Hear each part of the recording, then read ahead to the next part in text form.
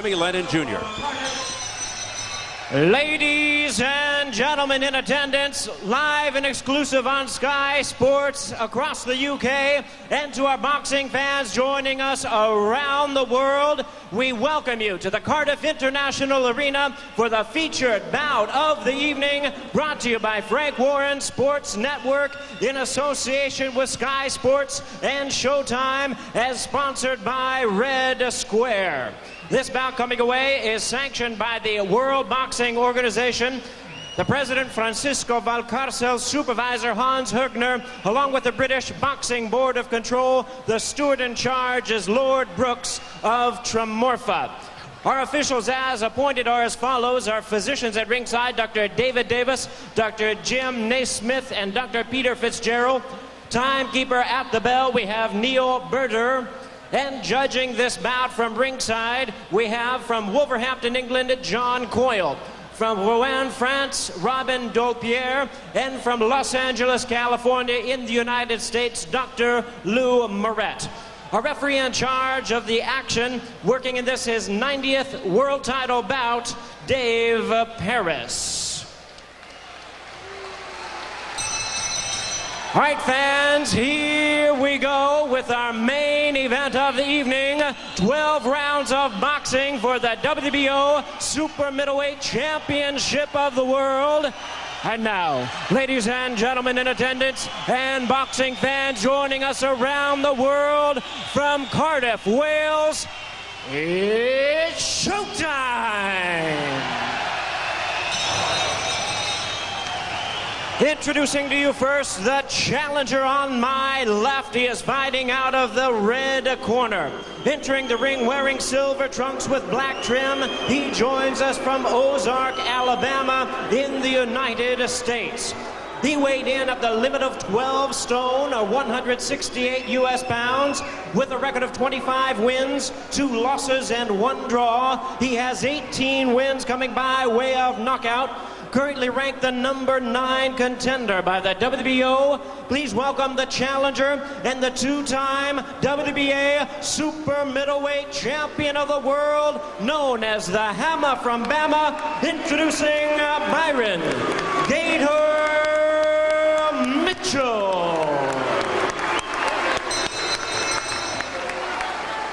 And his opponent across the ring, ladies and gentlemen, the defending world champion on my right, fighting out of the blue corner, wearing black trunks with white trim, hailing from and representing his home of Newbridge, South Wales. He weighed in at 11 stone, 13 pounds, 167 U.S. pounds. He is undefeated in his campaign in the ring with 35 wins, no losses, 28 wins coming by way of knockout. Ladies and gentlemen, tonight he is making the 13th defense of his title. Here is the WBO Super Middleweight Champion of the World, boxing's pride of Wales, introducing the undefeated Joe Calzaghe.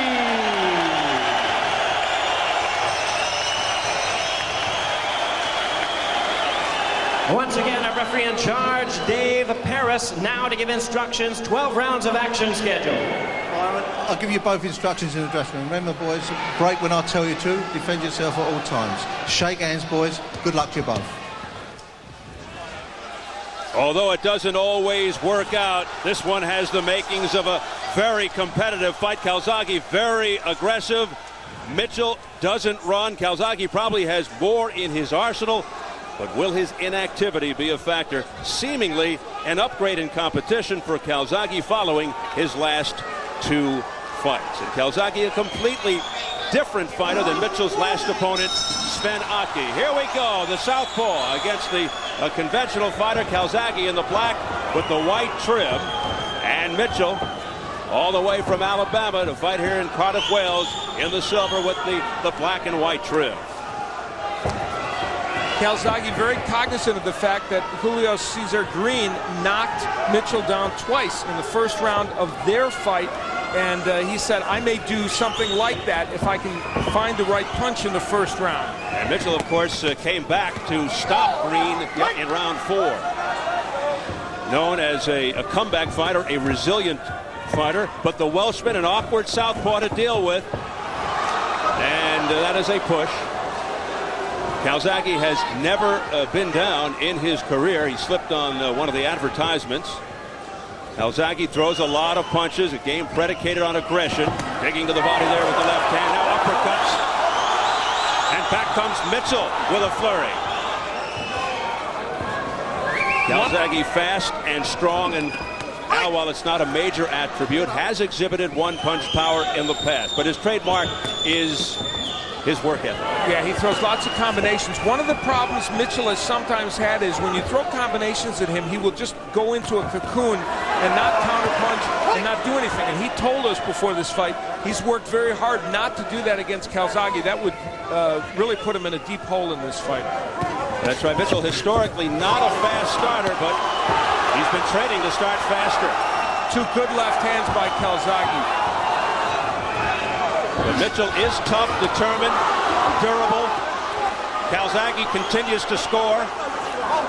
Calzaghe is squaring himself up to Mitchell. He's doing one of the things that I mentioned to Keys he shouldn't. There you see him. He's standing square up, and he is potentially going to get hit with a counterpunch.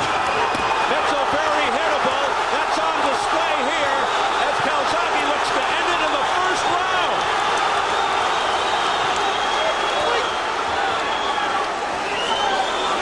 What a barrage by the Welshman. Tremendous hand speed by Calzaghe. That's his stock and trade. He's making it count right now. Big left hand that connected by Calzaghe. Upstairs on Mitchell, and he goes right back to it. There you see Mitchell in that cocoon. When the combinations come, he's not punching back.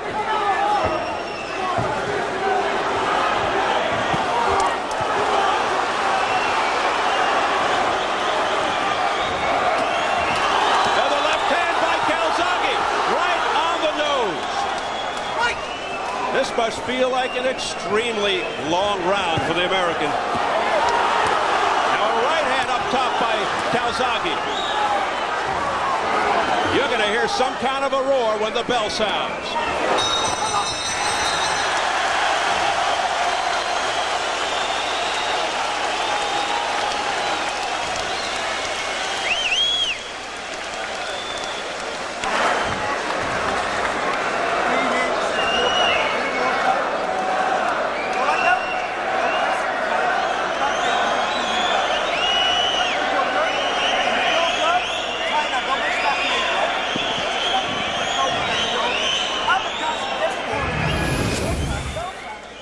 For Byron Mitchell, not a good start, although early on, this was a dangerous situation for Calzaghe. He could easily have injured his ankle there. Thank goodness for everybody he didn't. And after that, the rest of the round went very well for Calzaghe. Mitchell taking a lot of punches, and one of the things about Calzaghe, and you see it here, a variety of punches. Yes, they're kind of wide, but he always mixes in the uppercut and some pretty good left hooks. Those are very wide punches, and they shouldn't all be landing against Mitchell. Calzaghe dominating the opening round, and it's funny, he said he'll use his boxing skills more, which he feels doesn't get enough credit to open up his opponent, but he went right to town.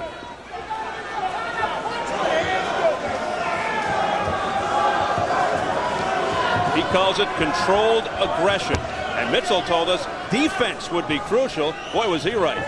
And there wasn't much in that first round. The other thing that Mitchell knew he had to do was counterpunch. He tried, but was very inaccurate. And when I said that Calzaghe had squared himself up to Mitchell, he did on many occasions, but it was Mitchell's failure to be accurate with his punches that really allowed Calzaghe to get away with it. And back comes Calzaghe again.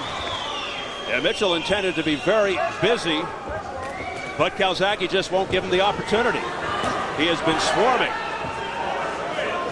And he can't stand right in front of Calzaghe as he's doing here. There's not much movement.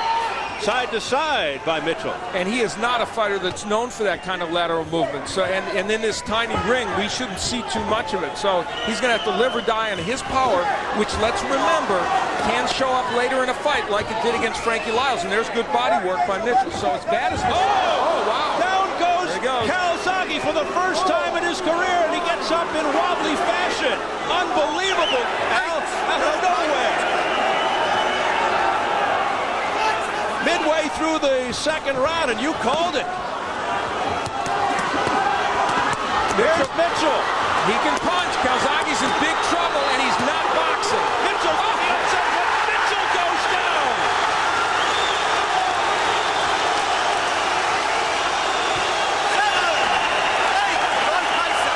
A second round right out of Hollywood with a minute to go in round two.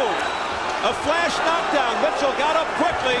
Two knockdowns in this second round. First Calzaghe for the first time ever, and then Mitchell for the fifth time in his career. Unbelievable action. Oh, what a shot by Calzaghe. In what has to be a candidate for round of the year. We expected a quick start, but nothing like this. Non-stop action. Calzaghe's throwing and missing a lot of punches, though. He has to be careful. It's all over. Dan Paris has stopped the fight near the end of round two as Mitchell bounced off the ropes. He says he's seen enough, and Calzaghe wins in a wild affair. Well, there will be some second guessing of that stoppage, to be sure. Number one by Mitchell. Yeah. You see his reaction. He's upset. He had been stunned, there's no question. And, you know, you see Mitchell there while he was distressed. He's one of the more stoic people you'll bump into. And after this wild second round, you'd think there might be more complaints, but he's not complaining that much. We'll see. Yeah, well, now he is. Over there for a moment talking with the fight promoter, Frank Warren, as Calzaghe is saluted by the sellout crowd of about 5,000. Well, he certainly had the first round in his hip pocket, and then he came out blazing again in round two. He went down for the first time in his career, and then Mitchell out of nowhere went down. People have been wondering what would happen to Joe Calzaghe if he faced adversity.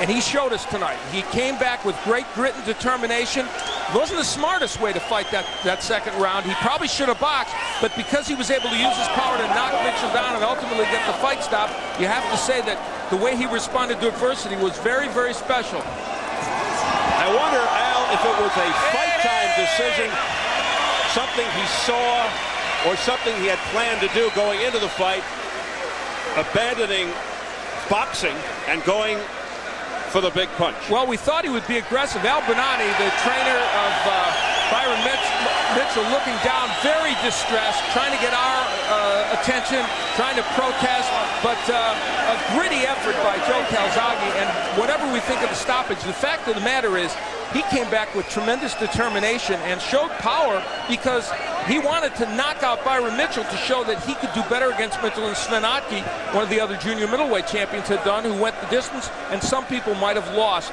to Byron Mitchell. We saw some ferocious, electrifying exchanges there in round two as Calzaghe gets the congratulations from the crowd. So the updated numbers on Calzaghe. First of all, his 13th successful defense of the WBO Super middleweight title. Remains undefeated at 36-0, now 29 knockouts. And his record in world title fights now 14-0, and here in Cardiff raised to 13-0. Byron Mitchell drops to 25-3, loses 2 straight for the first time, all 3 losses in title fights. And Al Bonani continues to yell in our direction to try to get your attention. Well, he claimed, and this is Al Bonani claiming it, that even the doctor somehow thought it was too quick. That's his statement. So we haven't talked to the doctor, but truthfully, I thought the referee stepped in too quickly because when he bounced off the ropes, he could have called that another knockdown of Mitchell, and probably should have. He went against the ropes, and when you do that from a punch, if they think you're going to go down, they should call it a knockdown. but to stop it without looking at the fighter, and that's what distresses me. When you don't take a moment, look at the fighter, give him a chance to respond, that's when stoppages get called into question. And you wonder if this fight had taken place in the United States, if the same decision would have been made by the referee. Certainly that question will be raised by a number of people, and this is the first time, especially in light of the fact that it's the first time Joe Calzaghe's ever been down in his career. And I'm not suggesting that he might not have gotten to Byron Mitchell before that round is over. He might have. He was doing exceptionally well, but he had also thrown a lot of punches and could still have gotten tired in that round. So it'll be debated. So Byron Mitchell's corner, led by trainer Al Bonatti, who's been with Mitchell about 3 years, protesting the judgment call by the referee, Dave Paris, for stopping this fight, they think prematurely, in the second. Let's get it up to Jimmy. And gentlemen, we have the time of 2 minutes, 36 seconds in round number 2. Our referee in charge, Dave Paris, stops the contest. The winner by way of technical knockout. He is still undefeated and still the WBO Super Middleweight Champion of the World, Joe Calzaghe. So there's the official announcement from our ring announcer, Jimmy Lennon Jr. here in Cardiff. And Al, it's interesting, during one of the flurries, I don't know if you may have noticed it, but Calzaghe looked over at referee Dave Paris, hoping perhaps that he'd stop the fight. Yeah, which I thought was astonishing because it wasn't like Mitchell was going down or anything. It was during one of those fusillades. You know, offered up by Calzaghe. The fascinating thing about this performance is it puts to rest some things, but also raises questions because of what might be the quick stoppage of the fight. Enzo, congratulations. One of the wilder finishes we've seen here on Showtime. This is the first time this has ever happened to Joe Calzaghe as an amateur or pro. Gets nailed with a quintessential right hand from Byron Mitchell, and he can punch with that fight. He gets up, shows a lot of grit and determination, and a lot of composure in many respects by coming back. He did it in a wild fashion, but he was still able to come back. Mitchell left himself open, and Calzaghe, throwing wide, wild punches, was able to land against Mitchell. That left hand was right on the point of the chin, and that put Mitchell down for actually the only time in this round, because the second wasn't called a knockdown when he was pushed against the ropes. It could have been called. Instead, the referee stopped the fight. We'll take a look at where the fight was being stopped. Mitchell hit with some major shots here. There's no question about that. He gets nailed, and I believe it would be a punch that will send him against the ropes. Yep. He gets nailed with big shots and will ultimately be pushed against the ropes. The hand speed of Calzaghe, you see, very impressive here. And that's what makes Joe Calzaghe special, though he's missing a lot of shots. And you can see Mitchell is wobbled. But you see Mitchell is landing some counter punches as well. And the referee stepping in to stop it. He was really almost pushed against the ropes. I'm not even sure you would call that a knockdown. So this will certainly raise some controversy. And you see Al Bonatti already starting to debate this with referee Dave Paris, who, by the way, is from London. We'll take a look at the entire second round again in a moment. But first, let's go to Jim Gray with post-fight reaction. All right, Steve, thank you very much. Byron, what happened there? Did you want this fight to be stopped? No, that fight, I think it was stopped a little prematurely. I couldn't get used to the barrage of punches coming at the time. It was just a moment before I recovered, though. He caught me with some nice punches, but I was a little off balance. How did he manage to catch you after you knocked him down? It looked like you were going in for the finish. Yeah, and you started swinging wildly. We went in. I was going in for the finish, and he caught me coming in. Was it a mistake that you made there? Yeah, I think so. It was carelessness, a little carelessness. I should have been a little more precautious. I figured he was hurt, and I was just going to finish him off. What did you say to the referee, Dave Paris, as I this think he ended? stopped it a little too soon. Well, the doctor in the corner couldn't believe it was stopped. The doctor Al said, Bonatti, go ahead. the doctor in the corner said he's okay. I said, I know he's okay, Doc. They should have given him a little bit more time. This is a world championship fight. There's 20 seconds left in a round. There's no reason to stop it at that point. I mean, he was okay. What do you do from here now, Byron? You fought a good fight here tonight. You put Calzaghe down for the first time, but you've come to Europe now 3 times and gone home with nothing. Yeah, I understand that, but hey, you got to take your hat off to the guy. He's a great champion. Take your hat out to you. You did a heck of a job. I'm not downing myself. I'm not, degrading myself, but by the same token, I'm giving him credit where he's due credit. You can't take anything away from him. He's a great guy. He defended his title successfully, and I'll be back, though. Did Calzaghe tell you he'd give you a rematch? No, he didn't, but I don't know. We're going to talk it's to in Don negotiations. Well, here comes Joe Calzaghe now. Hopefully we can get him in here. If we can get him in here in the next moment. Joe Calzaghe, if you can come on in. As he's walking over, we'll ask him right here while you're here, Byron. Joe, congratulations on that fight tonight. Thanks, Byron. First of all, would you give Byron a rematch? If we can turn you around to our cameras here, would you give him a rematch based on the way this was stopped? Well, yes, obviously. I felt that in the first round I had 6.5 months frustration, and to be honest, I thought I was going to box him because I knew I could catch him with the right hand. But like I did with Brew, I got suckered into a punch. I felt I had the hand speed, and I hurt him a lot in the first round. Tried to open up, but he's got a great chin. I give him credit, he's got a fantastic chin, a champion's heart. In the second round, I slipped, man, but no, he caught me with a good punch. And the first time I went down in my professional career. But you always think what would happen one day if you got put down. How would you respond? And I think I showed a champion's heart. I got straight back up, my equilibrium, my senses. I was more embarrassed than anything. Being down for the first time in life, I stood up, and I could see Barry. I knew he'd rush me to try and finish me. So I stepped back, counter-punched him and dropped him as well. Then I had him shaken. Whether the referee should have stopped it, that's up to the referee. Well, that's what I want to ask you. You're a sportsman. You've always been honest with us, so try and be forthright here. Should he have stopped the fight? I'm not sure. That's something I knew he was hurt. Well, you were looking over begging the referee to stop. You kind of coached the referee, and of course he is from Great Britain. I think he'd be a bit biased there, man. I think it'd be a bit biased. Did you not look over, though? Well, at the end of the day, I don't like hurt opponents. I've done the same with Will McIntyre. I dropped him, then I waved the referee in, and I finished him the next round. I felt that I was hurting Byron with every shot I was landing. He caught me with one good shot. Do you think that influenced the referee at all, that you did wave him in and look at him? I can't remember actually doing that, but I'll look at the replay. But obviously, Byron is a champion. He's got champion's heart, and nobody likes to take defeat. Simple as. What now for you? What will you do? Will you try and unify the title, or will you fight Byron again right away? Well, the idea of this is to get a big unification fight. Byron, this should have been a unification fight between me and Byron. He should be a 2-time world champion. He got ripped off in Germany, and I've had to fight another former champion. No disrespect, but I want to win the other belts. I've been champion nearly 6 years. It's about time I get a big money fight with Bernard Hopkins. They'll get a unification fight. I've beaten 5 former champions. Will you come to the United States to do that? Definitely, yeah, definitely. I'm just turned 31, a bit prime of my life. But let's hope that the next time I'm not 6.5 months out of the ring. I was 6.5 months out of the ring, and I had a lot of anger in me, and maybe I took it out too much, and I got slippery, and I got caught with a great punch. Good puncher, great chin, great art, and I take my hat off to Byron Mitchell. Joe, congratulations. Byron, thank you for your time. Thanks very much. All right, Steve, back to you. All right, thank you very much, Jim Gray. Well, as we pointed out earlier in the telecast, and Jim referenced during the interview, Calzaghe did look over to referee Dave Parris at one point. It was very interesting as we look at it. It was when Calzaghe had already knocked